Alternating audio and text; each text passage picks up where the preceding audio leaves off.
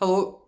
So today we're going to be discussing how to implement a modulation into your songwriting. Now, a modulation essentially is just a key change. So it's the process or act of moving from one key to another. It's essentially that simple. However, sometimes when you're trying to do that in your songwriting, it can be quite difficult. So today we're going to discuss how to, do a key change in your song, why it can be effective, and give you some examples of popular songs that do have successful modulations in them. So modulations can be heard in all different types of music.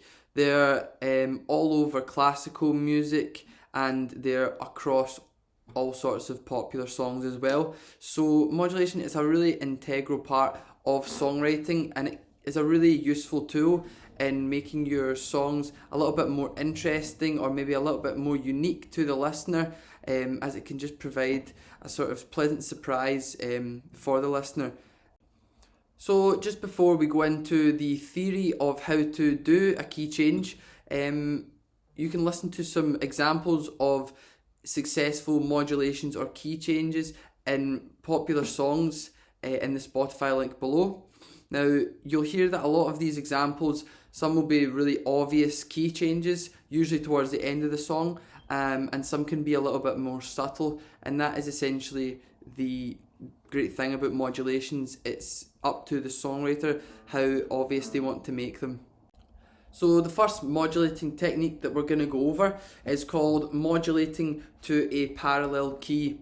This essentially means when you change key from a minor into a major, or vice versa from major into a minor, and it's called modulating to the parallel key because you're going to be using the same dominant chord for each key change. For example, going from an A minor into an A major key.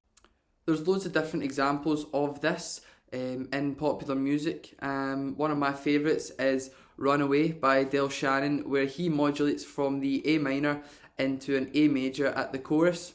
So what I'll do is I'm going to play that through for you, and then we'll discuss the modulation techniques after.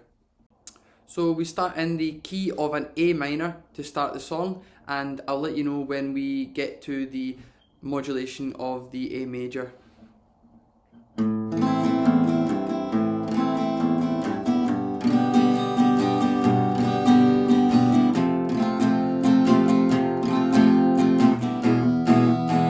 Modulating to the A major.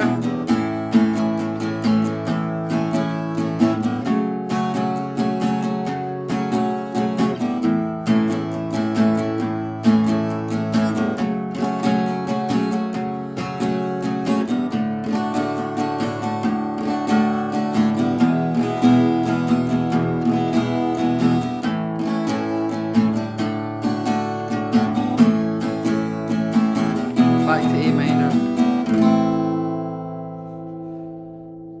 So that's obviously a really simple way to implement modulation into your song to make it a little bit more interesting and a little bit more intriguing to the ear. Right, okay, so now we know what modulating to a parallel key sounds like, but how do we implement this into our own songs?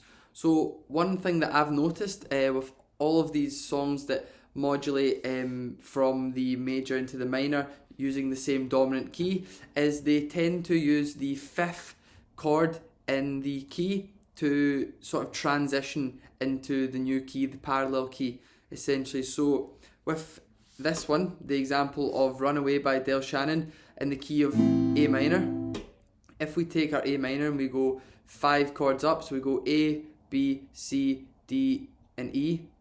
E is our fifth chord, and that is the transitioning chord before we get into the A major. Now this fifth chord transitioning seems to be quite consistent across most songs which have a parallel key change. For example, Things We Said Today by the Beatles or Happy Together by the Turtles. These all use the fifth chord in the key in order to transition into the major of the dominant key in the chorus. So for example, we start with an E minor. D, to C, then to a B or a B7, which is our transitioning chord that leads us into the E major.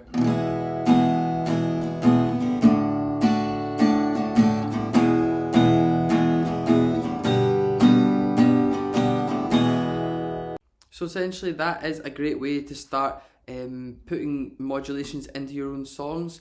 If you want to do a parallel key change, you just use the same technique, count 5 chords or notes up from the key that it's originally in, and that will provide you with the transitioning chord, which will allow you to seamlessly move into the next key and provide an effective key change for you.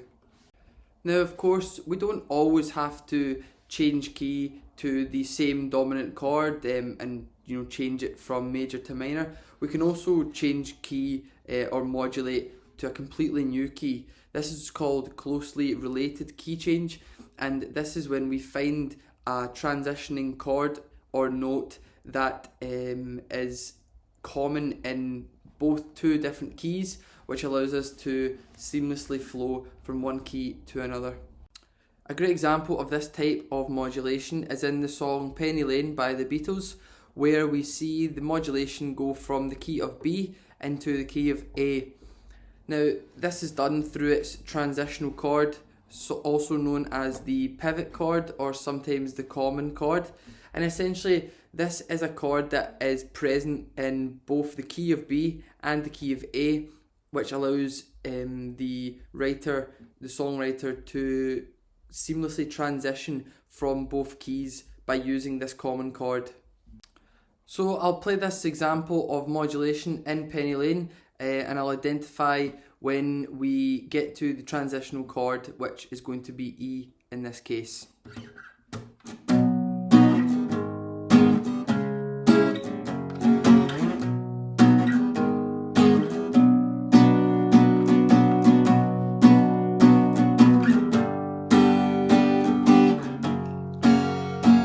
Transitional chord,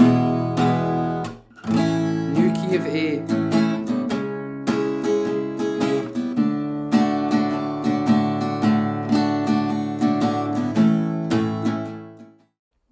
So through the transitional pivot chord, we were able to move from the key of B into the key of A and then right back into the key of B. So again, how can we implement this into your songwriting?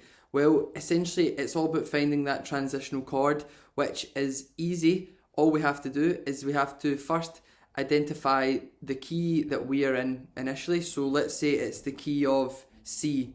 Okay. For example, if we write down each of the scales, so first we have our scale of C major.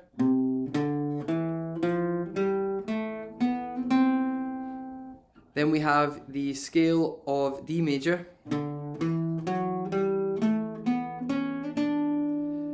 So from this, we can identify the notes that are the same within each scale, and that will provide us with our transitioning chords.